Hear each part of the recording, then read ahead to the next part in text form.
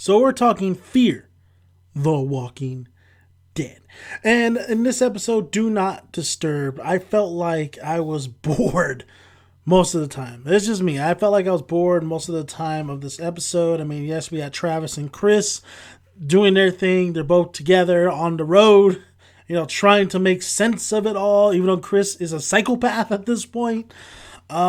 We see Alicia meet this other character. I think her name was Selena, who we see in the beginning of this episode, who trapped all those guests she was the one that was trapping all the zombies walkers in the room, and she trapped like the wedding reception. She trapped them as well. Like she basically. She had the keys to the whole palace, so to speak. She had the keys to the whole hotel.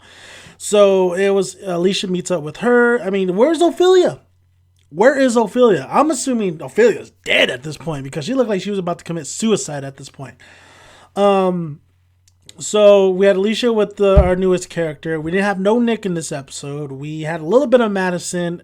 So she's still alive. I was kind of hoping that she was dead. Just saying.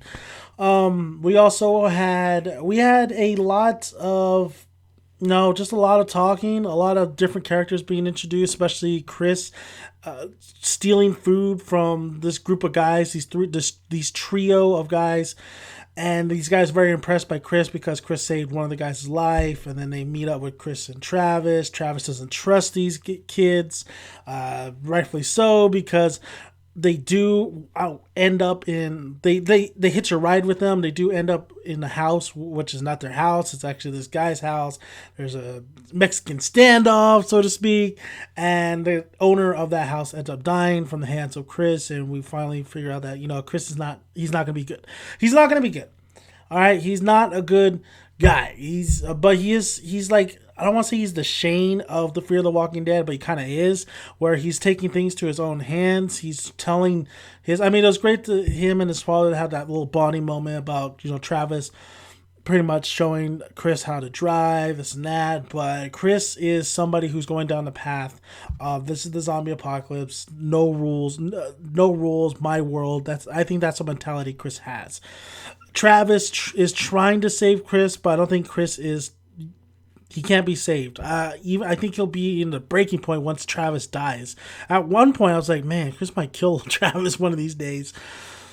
Overall, this episode, it just was nothing too great. The only thing that kind of really worked and really happened that was really entertaining and engaging was towards the end of this episode, where we had lots of showdowns happening at the end of the episodes, a lot of them running and from zombie hordes, which, like, how they got away from those zombies so easily. I'm just saying. But overall, I just felt like this was a mediocre episode. It wasn't anything to really gloat about.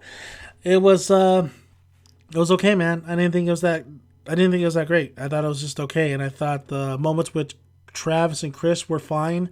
Nothing really to say, oh my god, that was some crazy ass dialogue, because it's just, we're Fear of the Walking Dead. It's generic. It's very generic. Like I said, the one interesting character in the show that I really engaged is Nick and what his situation's all about. But I feel like the show, it needs better actors.